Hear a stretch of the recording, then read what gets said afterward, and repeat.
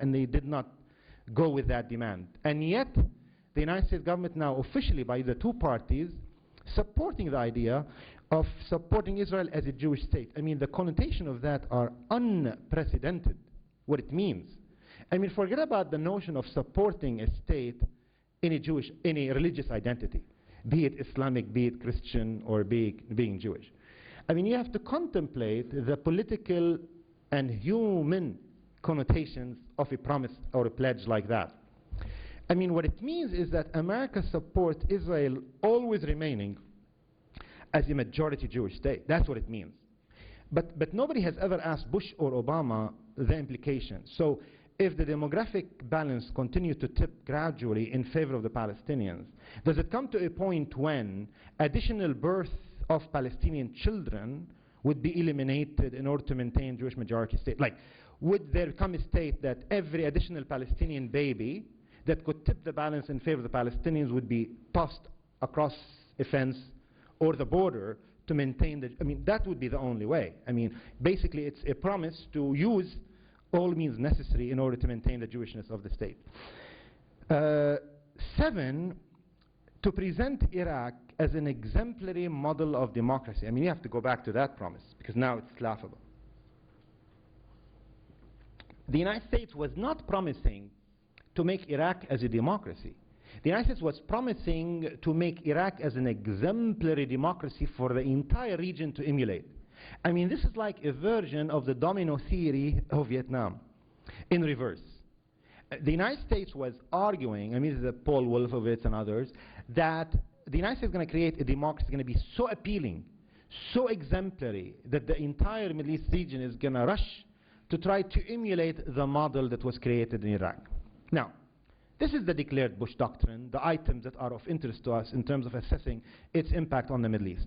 Let's look at the actual record of the Bush doctrine. First, I think the actual record was wars are necessary for American global hegemony or for revenge. The United States, I mean, I am not somebody who focuses on oil as a determinant or exclusive determinant of America's policies and for the invasion of Iraq. I am of the opinion, especially with the Bush administration, that it was so much about global hegemony, so much about trying to discipline the very few dissenting states around the world. I mean, it is very interesting how much ink is spilled in Western media about Venezuela, Iran, and Syria. I mean, certainly not from the standpoint of human rights and democracy. I mean, certainly it's not. Because there is a much larger community of dictatorships within the camp of America's client states in the Middle East: Egypt, Morocco, Tunisia, Kuwait, United Arab Emirates, Jordan. I mean, the list is so long, even if you don't want to touch Israel, which we should. You will find that it's certainly not about human rights and democracy. It's just about dissent. And this is why dictatorships can cease to be dictatorships only by switching their attitudes to the United States and by opening their markets to U.S. capital, to influx of American capital. I mean, the best example in that regard is Libya. I mean, somebody should bother to look at the New York Times and the various United States newspapers to see how references to the Libyan dictator changed by virtue of his shifting of his foreign policy. I mean, Libyan leader was characteristically described as Libya's dictator when he was opposed to his foreign policy. After he abandoned his search for weapons of mass destruction, and after he opened up his weapon system to the United States and so on, after he paid the amount of money as if you can compensate for the deaths of students that he killed on Pan Am 103, and after he allowed American multinational corporations to go into Libya, basically the references to him became suddenly respectful. He became Libya's leader. Or sometimes when they go nasty, they would say Libya's strong man, but not the dictator. This is similar, by the way, in Iraq, if you see the references after his invasion of Kuwait.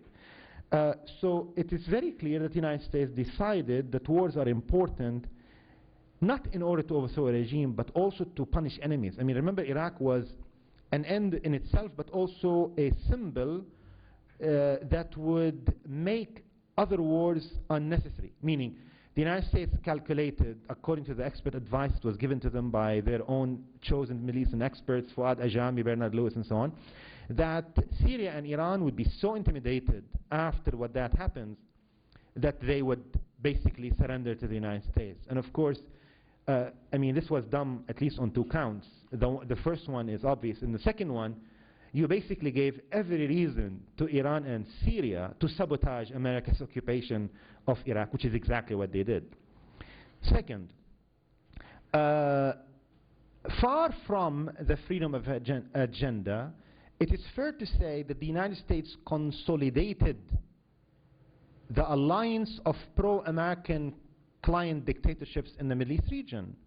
There is absolutely no evidence that the United States pushed for any democratization of any of the countries in which we speak. If anything, it can be easily argued, as a human rights report by Amnesty International argued, that the war on terrorism gave impetus to many Arab dictatorships and others to fight their own dissidents, some of whom are liberals, not fundamentalists, and to torture them and to arrest them and put them for longer times without trial in the name of fighting terrorism. And this is why it became quite common and frequent by Arab dictatorships to invent a diabolical Al-Qaeda plot when it existed or did not exist in order to get American support and in order to get American justification of violations of human rights in Jordan, Egypt, Morocco, or any of those countries.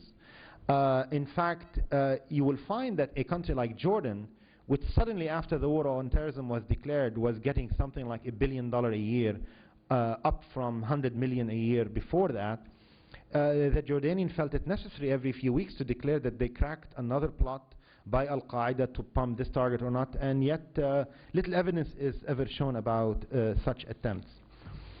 I think it's fair to say that the freedom of agenda was intended largely for American domestic purposes. The American public was being told that the purposes of America's use of force, I mean, it's like war for peace or dictatorship for democracy. I mean, one of those Orwellian formulas that they came up with.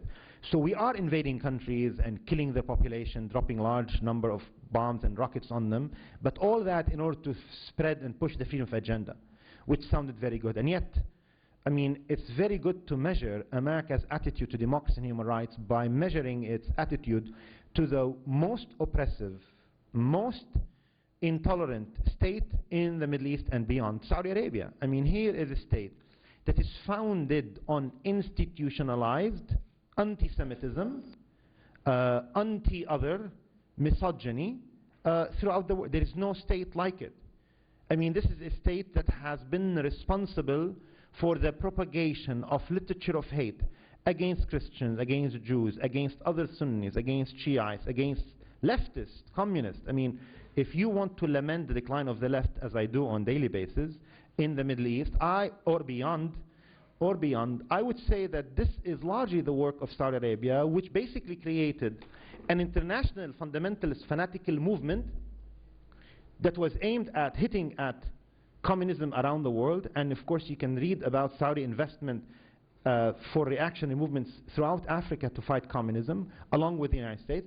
And from that international movement came Al-Qaeda and the like. But I mean, I totally see that it would be very unfair to pin the entire blame on Saudi Arabia for those movements. I would say that Saudi Arabia did that in total coordination and under the sponsorship of the United States during the Cold War. This was their declared America's purposes.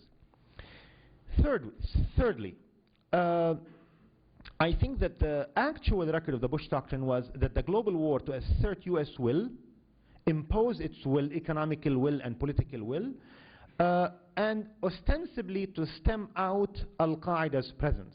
But it has been shown in many critiques that Al-Qaeda, if it was weakened in some places, it may have been strengthened and created in other places. I mean, there was no Al-Qaeda in Iraq. It came after America's invasion. Even if Al-Qaeda has been weak in other places. And there are people like me who argue, along with Olivier Roy in a book he wrote in the 1990s, about the failure of political Islam. I mean, you can look at Al-Qaeda's horrendous, horrific work, terrorist deeds, as a sign of the failure. I mean,